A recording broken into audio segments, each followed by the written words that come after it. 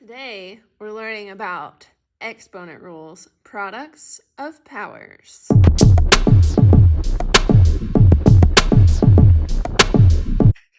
Okay, so the abstract way of writing this rule is a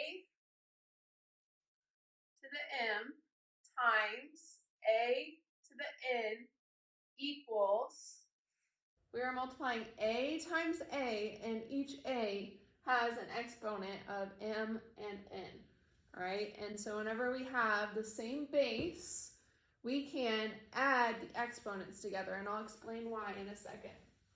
So that would be a to the m plus n. We add the exponents.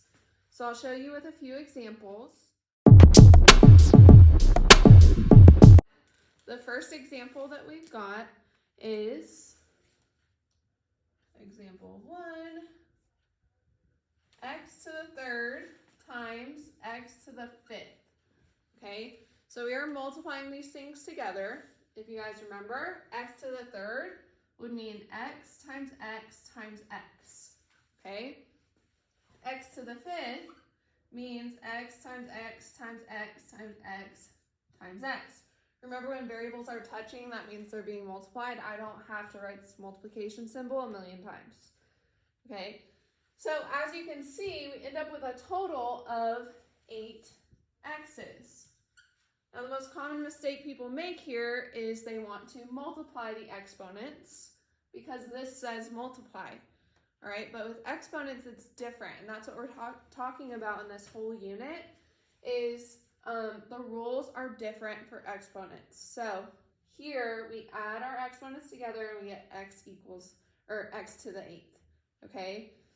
So we end up with 8 total x's. That's our answer. We are just simplifying expressions in this unit. The next thing we got is example 2. B to the 4th times b to the 7th. Okay, one important thing to check for whenever you're doing this is that the bases are the same. So we have a b and a b. That's why we're able to add the exponents. So this is 4b's. This is 7b's. And we end up with b to the 11th because 4 plus 7 equals 11. So the shorter way of writing that would be b to the 4 plus 7, which is 11, okay? But if you don't remember the rule, you can always just write out all of the variables. The next example we've got is x to the 5th. X to the 5th times y to the 7th. Okay, so think about this one. We don't have the same base here. So can we simplify 5x's and 7y's?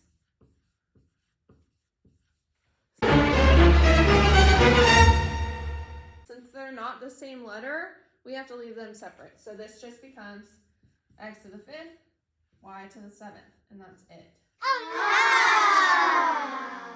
Okay. For number 4, example number 4, we've got z to the 4th times z, right? So instead of just adding exponents here, a lot of people are going to go, okay, well, I've got z to the 4th plus 0. That is not what we do here. This is not a z to the 0 power. This is a z to the 1st power. Okay, and that's why it always helps to kind of write this stuff out so you don't make this mistake. So we've got 4 z's and 1 z. Those add up to equal 5 z's. If you don't have an exponent, remember that that is to the 1st power, okay? All right, so on to some harder examples. We've got, let's do 5. 3n to the 2nd times 4n to the 5th. Okay, so for this one, we've got 2 regular numbers and we've got variables. or just one variable, which is n, okay? So for these ones, we are multiplying these two things together. We've got a 3 and a 4. I'm going to reorder these. I've got an n squared and an n to the 5th, okay?